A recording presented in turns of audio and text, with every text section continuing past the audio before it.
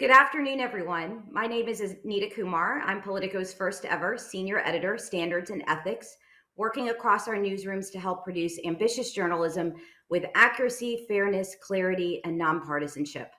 Prior to this role, as Elizabeth said, I served as a White House correspondent and associate editor. In that position, I got to interact with Jen Psaki in both the Obama and Biden administrations.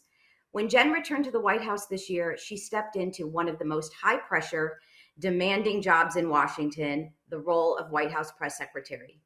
As part of the all female communications leadership team, she's responsible for presenting President Biden's agenda to the public in one of the most challenging times in our country as we cope with a global pandemic, extreme partisanship, and a media environment that seems to grow more intense each day.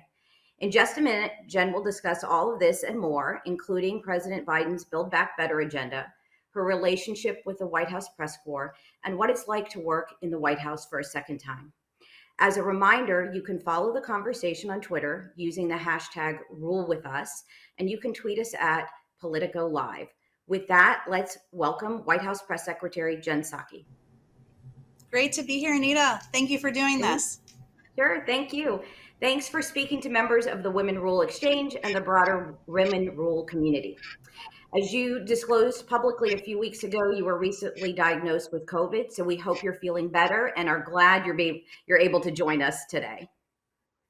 Thank you. So let's get started. First, I wanted to start with news of the day in Washington. Now that President Biden has signed the infrastructure bill into law, attention has shifted back to his spending plan to expand the social safety net and fight climate change.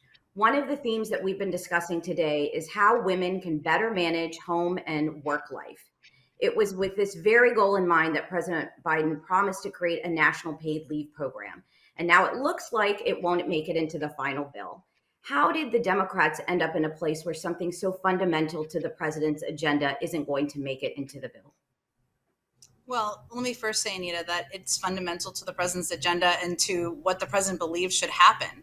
It's insane that we don't have paid leave in this country and that it is not the law of the land across the country. That's why he put it in the proposal and why we would love to see it in the final proposal. As you know, Anita, the bill we hope is going to pass the House this week. It's working its way through. That does include it in there, and then it has to be kind of negotiated and finalized. But what we also know, and this is getting to the heart of your question there, is that these bill making, law making requires compromise, not a dirty word, but it also means you don't get everything you want. The president would love to see paid leave in there, but he also would love to see a bill passed that cuts the cost of childcare, that invests in climate, most historic investment in climate, addressing the climate crisis in history. He wants to make sure that we are doing more to invest to lower costs for Americans, and that's what this bill will do. So he wants paid leave in there. We want paid leave in there. I'm probably a Democrat in part because I want paid leave to be law of the land, but it's working its way through Congress, and we're trying to get the best bill possible. Yeah, I understand that. I know that when the White House put out that framework in October, though, there was no paid leave in there, and that disappointed. I know you know this because you've heard from people, but that disappointed a lot of people, including those in your party. Me too, and the president. We wanted to have paid leave in that final proposal, but as you know, Anita, and this is why it's so important for people who are watching to understand, you need the majority of people in Congress, both houses, to vote and support legislation to ensure it passes. And what everybody needs to look at is the totality of the impact of what legislation is going to do. I would love to have a bill that we can celebrate at a signing here at the White House that includes paid leave. We don't know what the final package will look like because it's still working its way through the process. But no matter what, it's going to be create a universal pre-K, something that doesn't exist. It's going to lower the cost of childcare. It's going to make sure we're investing and addressing our climate crisis. Those are things to celebrate, even if it doesn't have absolutely everything we want in it. If it doesn't, we're going to keep fighting for it. Okay, let's talk about the economy a little bit. Last week, an inflation report showed the largest annual increase in prices in 3 decades, everything from cars to groceries. Senator Joe Manchin has suggested that rising inflation may be a reason to delay some parts of this spending plan. The package has already gone through so many cuts. Will it need to shrink again because of the inflation fears? Well, First, let me say that what economists across the board, many will say, including 17 Nobel laureates, is that the reason we should move forward on Build Back Better is because, and of course, moving forward with the bill the president just signed earlier this week, is to address inflation over the long term, make sure we have a plan to bring down costs for Americans, many that will have an impact as early as next year. So it's actually a reason to move forward with this legislation. There's already been negotiations, as you know, Anita, about what the final package will look like. A lot of them have involved Senator Manchin. Those will continue. So I can't tell you what the final outcome will look like. But what we look at is the totality of this legislation and how we're going to use it to help Americans bring down costs, especially impact a lot of women out there who have left the workforce, can't afford childcare, don't know where to send their kid for preschool. Those are the things that are on our minds. Whether the package will change, it may. That's what compromise includes. That's what it requires to get things done in this town, especially when you have a very small majority. But what we're focused is on is getting it passed, because that's what economists and others will tell you will help address inflation, lower costs, cut costs for Americans. So it sounds like you're saying it could possibly shrink. Well, what I'm saying is that compromise is part of legislating. We have this bill's going to pass the House now. It looks a little bit different than the bill that the Senate is negotiating, discussing. That there's a reality in that. There's going to have to be some things that coalesce as it's being finalized. But what we know, regardless, Anita, is that this is going to be the first bill to create universal pre-K in the country. It's going to cut costs of childcare for families. They're not going to pay more than 7% of their income for childcare. That's a huge thing. That's a hugely impactful thing. These are pieces that are in this legislation and will stay in this legislation even as it's being negotiated. The final details of it, those still need to be worked through, and this is the process we're working through here. Okay, great. Well, let me talk to you a little bit about the elections this month. Obviously, earlier this month, Democrats saw some losses in Virginia, near losses in New Jersey, actually some losses in New Jersey, but almost lost the governorship there. Exit polling shows that this was driven in part by white women without college degrees who listened to Republican messaging on education, critical race theory, COVID closures. Republicans have said they hope to use this playbook again in the midterms. What are you all doing to get ahead of that? Well, I'm going to be a little careful. I'm not saying you're asking me to do this, but about doing too much political analysis from here. I'm mindful of the Hatch Act. But I will say, Anita, that the president believes that parents should have educational choice in school. They have an important role, a vital role to play. And I think that was a bit misconstrued out there and misunderstood. And I'm not blaming that on anyone other than it's important to recognize, and for all Democrats to recognize, we need to be very deliberate and specific about the important role parents play out there. I think our focus at this point in time is on doing what we can control and what the White House can do and what the president can do to rebuild people's trust in government, to feel it works for them. And that's really focused, Anita, on getting this Build Back Better agenda through, making sure Democrats have something they can run on next year, something they can be proud to talk about out in the country that impacts, yes, many suburban white women, certainly people who are raising families, people who want to go back to the workforce, those 2 million women who have left the workforce, impacts them quite a bit, but also something that is a clear agenda that offers a choice. I mean, regardless of the election, I've done a few of these. I know you've covered many of them, Anita. It's always about, at the end of the day, it's the elections, the midterm elections are an eternity away. There's lots of things that can happen. Good, bad for us, good, bad for the other side. But what we do know is it's always about the choice that people are looking at. Are you moving the country in the right direction? Are you doing things that are making my life better, or are you not? And right now, a lot of what we're hearing from Republicans is screaming about the problems in the country we're all tracking and not really being a part of solutions. And feel pretty good and confident in our approach, which is running on solutions and running on an agenda that's going to help make people's lives better instead of shouting about the problems. Okay. We'll see. I want I want to turn now to your work as press secretary. In the last 10 months, you've worked to make your role your own. Your answers to some questions in the briefing room have quickly earned the hashtag Psaki bomb. I think I got one of those answers early on in your tenure. You were recently portrayed on Saturday Night Live. When you were coming into the role, how did you decide to approach it? Did you seek advice from someone? I talked to many of my predecessors, Democrats and Republicans, about what they learned doing the job, what advice they had. A lot of people gave similar advice, which it was very instructive to me, which is to remember who you're talking to. You're talking to the American people. You're trying to provide them with accurate information. And whether that is what the president's thinking on any particular day, or why he supports a particular legislative item. One of the other pieces that has been very important that a lot of people gave me advice on too, but most importantly, the president, is about the tone, and the tone you use when you speak from that podium.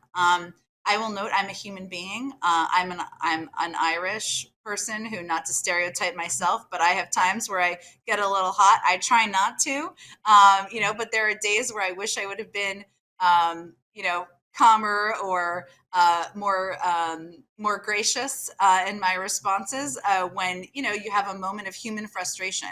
But I will tell you, Anita, that how I try to approach it is trying to use it as a forum for providing information to the public and trying to treat people on my best days with respect. What I think is also important for people to know and understand is that the back and forth, and I hope you agree with this from covering this White House and others, is a healthy part of democracy. Your job, the job of White House reporters, is not to treat me with kid gloves or always agree. It's to push me, to push for more information, to push for more access, to push for more answers. That's their job. My job is to provide as much information as I can possibly provide and provide insight into the president's thinking. It doesn't mean it's conflicting. It just means that sometimes that back and forth, even if it gets heated, that's a healthy part of how it's supposed to work, in my view. What do you think has been your biggest mistake as press secretary? Wow. I will say nearly every week, or even every day, I leave that podium and I think, I wish I would have said this in a more clear way. I wish I would have given this answer. I wish I would have known a little bit more about this particular topic. As you know, Anita, anybody can ask anything they want in that briefing room. Mm. Sometimes it's about news of the day, and it sometimes is more predictable because there's one particular big news story, right? Where it's not a secret that 2 days ago everybody's going to ask about China. Of course they were. It's a big story, right? But anybody can ask anything they want to ask. I would say, early on, I learned a lesson by someone asked me, I don't remember who it was, but about the Space Force. I don't know if this was my biggest mistake, but it's one that stuck with me because I think it had an important lesson. Mhm. And I hadn't spent a lot of time thinking about the Space Force clearly at the time. It kind of has a funny name, even though their work is very important. And I kind of gave a funny, flippant answer. And, the lesson I took from that is, and I knew this, but you have there's a huge responsibility in speaking on behalf of the government. I know that from having done it before. But even in moments where you want to be, you might make a joke like you're at dinner, you're not. You're speaking on behalf of the US government. You need to be not serious at every moment, but you need to take every question seriously. You need to be, when you don't know the answer, make clear you don't know the answer. I've known that from the beginning, but I regret being flippant in that moment. And I don't think there's a lot of space and room for flippancy in that room because the issues we're talking about are so important. What's been the toughest storyline that you've dealt with? I was thinking Afghanistan, but I don't know. What's been the toughest? I think that's right. And it was hard for many reasons. But one of them that probably people don't talk about a lot is that, and actually, you guys, Politico wrote a story about this. Is today is that it was very emotional for people, and it didn't mean that everybody thought. That everything was going to go smoothly from the beginning. It was always going to be hard withdrawing a presence from a war you've been fighting for 20 years. And the president and all of us still feel it was absolutely the right thing to bring our troops home, that it was a war we could not win. But it is hard to watch, to know that it is not going to be possible for every single woman to leave Afghanistan. It is not possible for every person who has ever helped a person who served the United States to leave. Hard to watch, and I was really struck by this in this story that Politico wrote today. I worked at the State Department for 2.5 years, and what I really learned there, that you see even more than working in the White House, which is more political, is just the incredible dedication and commitment of public servants, of foreign service officers, of people who you and I don't may not even know, and certainly your readers or viewers might not know, but are doing some of the most important, sometimes excruciating work every day. And that was a period of time where it was emotional because people who work in government are public servants. They're dedicated, their commitment. By nature, they want to help everybody. And it's hard when you realize, as much as you believe in your decision, you can't help every single person. And I think that was captured well in kind of the pure exhaustion, fatigue, sadness, that we may have known some elements of it would be the case, but was still a challenging time for everybody. When you came into office, when the president came into office in January, I remember you talked, I think, really in the first briefing that you gave about sort of resetting the relations with the White House press corps. But some journalists have criticized the president for not being accessible enough, for not holding enough news conferences, for being too scripted. How do you respond to that 10 months in? I would say that it's the job of every journalist to push for more access. That's their job. And if we granted access every time a journalist asked for an interview or access, we probably wouldn't necessarily be doing our jobs. What is something that is misunderstood out there, though, is it's really about how any president uses their time or how they engage with the media. I worked for President Obama, former President Obama. He did a lot of interviews. He didn't answer a lot of questions during short Q and A's, as we would call them, or during events. Um, there are other presidents who have taken different approaches, who have done more formal news conferences. If you go back years before that, this president has done 140, I don't even know, maybe 150 by now, short Q&As where he takes questions from the press, typically a couple times a week. I mean, yesterday it was twice, sometimes it's 3 times in a day. And he believes that that engagement with the White House press corps is an important part of democracy and public engagement. And so that's how he engages. But it's just not accurate to suggest that he isn't accessible or doesn't answer questions. He's answered questions. A lot of people think of former President Trump as quite accessible. President Biden has answered questions twice as many times at these events than President Trump did at this point in time. So that's how he's decided to engage and approach, and that's what works for him. But I think there's sometimes an unintended, inaccurate view of that. Well, I think it depends exactly as you said on sort of which kind of thing that you're talking about. He's clearly more comfortable with those smaller back and forths than a press conference because we haven't seen as many of those.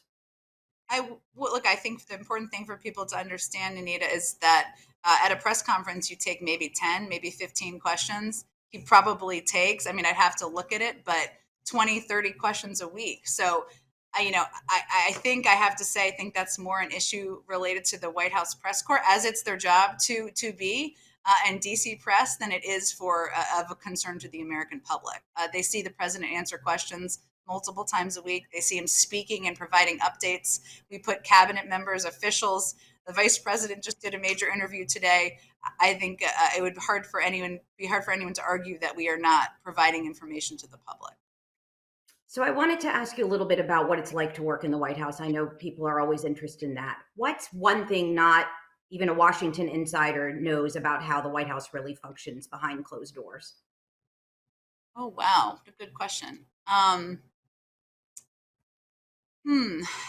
think what people don't see, and you know this, Anita, from covering White Houses, is that, there's probably only a handful of people that anyone who's not a Washington insider might even know or have heard of who might work in the White House, right, or government, and maybe not even that.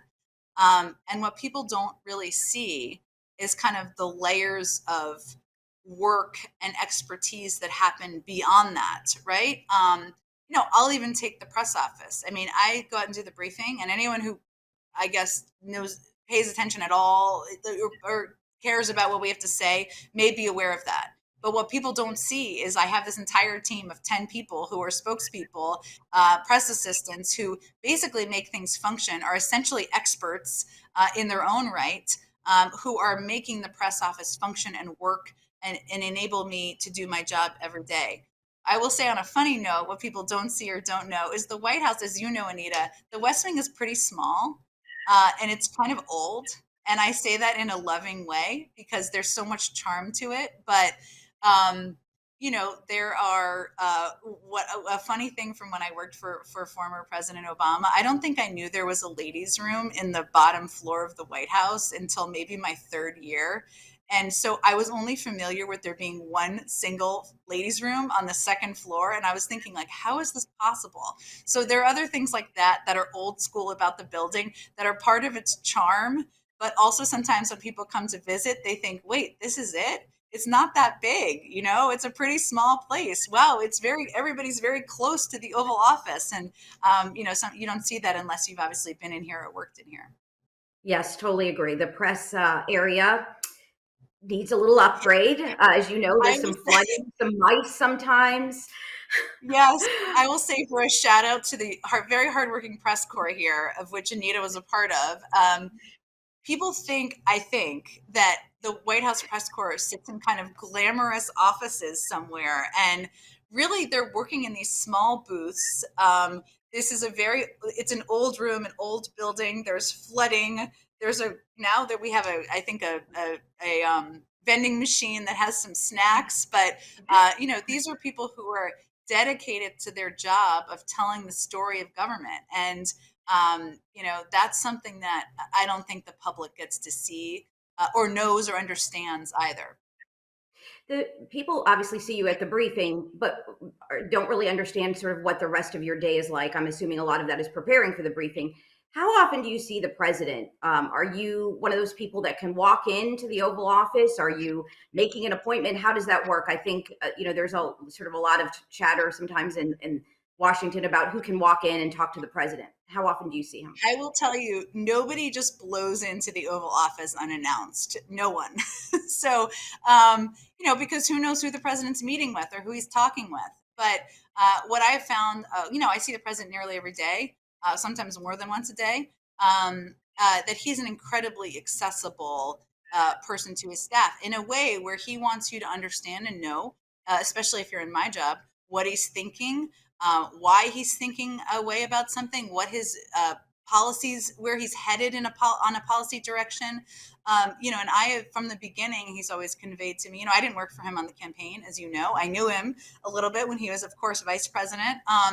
But is that he wants us to make sure we're on the same page. And, I feel very fortunate that I can go in there and ask him nearly any question, make sure I know where he is, so that I can present that to the public. And I think that's an important thing about the credibility of anyone serving in this job as well. What people are really interested in, the reporters and the public, is what the president's thinking and where he is on an issue. And, it's my job to be as aligned with him as possible and make sure I have an understanding of that.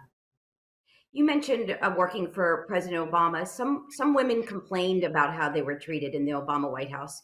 For instance, we heard from some women had to force their way into meetings, and then when they got into the meetings, they weren't called on as frequently as men were called on. How is the work culture for women different in the Obama and Biden White Houses? Well, let me first say that wasn't my experience, and I'm not undervaluing the experience other people had, but I was a communications director in the Obama White House. I had a seat at the table. I worked for former President Obama for 10 years.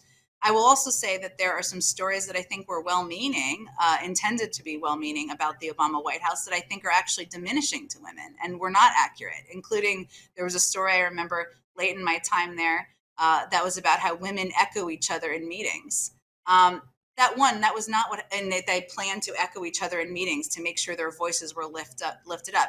I know that was well intentioned, whoever really or said that, but it was not my experience or the experience of most of my colleagues. And I also found it to be quite diminishing to the women who were in these significant senior roles, roles that were very powerful and important in government, who, of course, were women. That's part of who we are. But you want to be treated as the professional and the person who deserves the seat at the table. So that was my experience and how I was treated.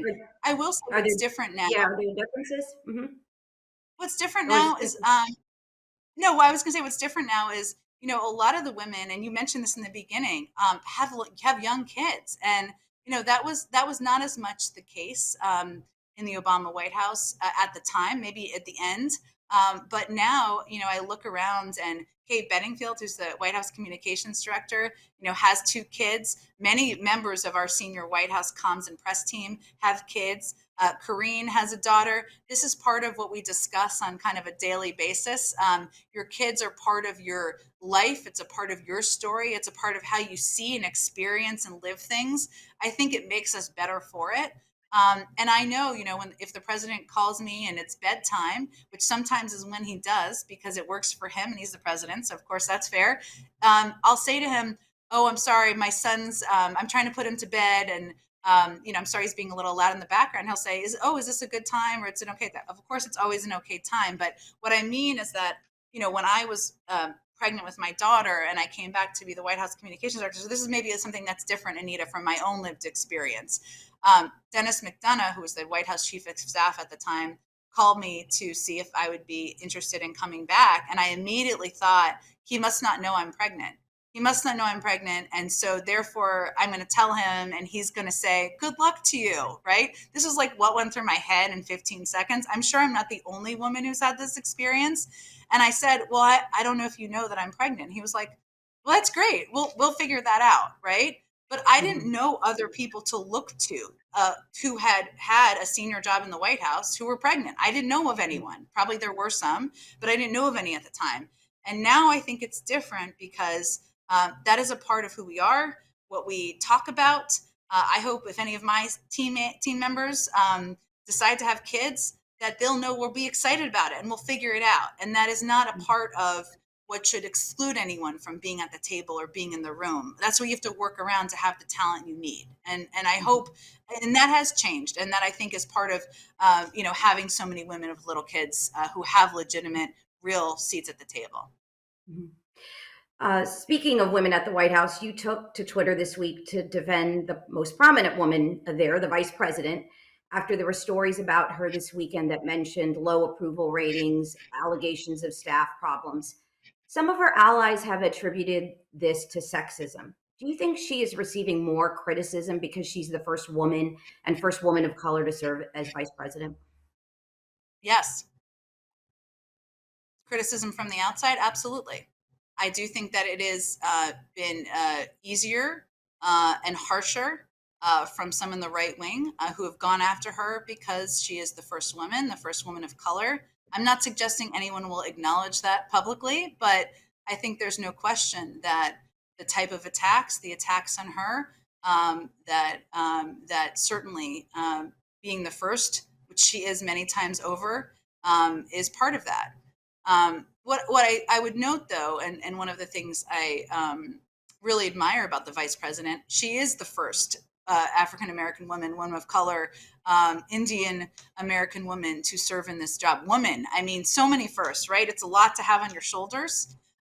She is somebody who, at a much higher level than the rest of us, but who wants to be seen as the talented, experienced, expert substantive policy person, partner to the president that she is. But I do think there has been some attacks that are beyond because of her identity.